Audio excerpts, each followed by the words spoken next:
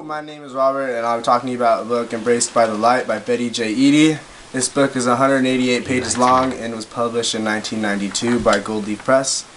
The genre of the book is religion because it is about God.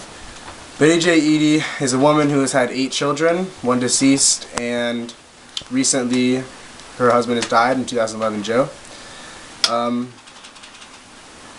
Betty studied psychology and human response to death. She spent most of her time at a cancer research center, comforting dying patients with their families for 19 years. Betty shared the knowledge and message of her NDE, or near-death experience, with her family, friends, and small groups while continuing to practice all that she was taught during her experience.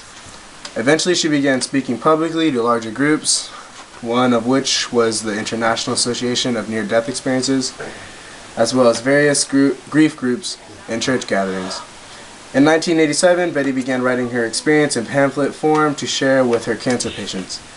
Her efforts were brought to a halt when her father became ill and Betty became his sole caregiver. This book is about a woman who was about to undergo surgery for a hysterectomy and died in the middle of the night.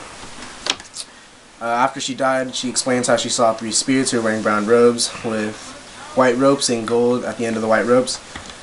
After she talked to them for a few moments, she went out the window to go see her family, and then she realized when she was outside that she went through the window, not out the window. And she got home. It talks about how her spirit body was so mobile that what would have been a 30-minute drive only took a few seconds to get home. After she had seen her family when she got home, she was suddenly reappeared back at the hospital with the 3 spirits, and then talks about how after she talked with them again, she began to go through a tunnel. When she was in the tunnel, she explains that they're the spirits, and then it did not make her feel uncomfortable, and they did not pay any attention to her. It was as if she was alone and at peace. She was at peace. At the end of the tunnel, there was a bright light, who she explains later is Jesus, and as she gets closer and closer to the light, she begins feeling love for her and love for the bright being.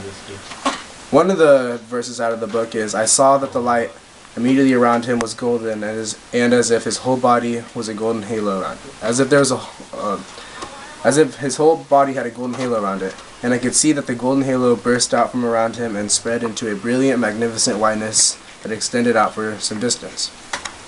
This book does not remind me of any other character in another book or movie.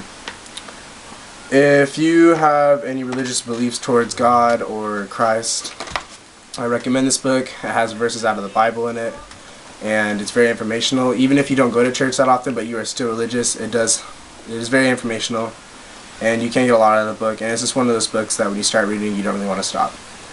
So I do recommend this book.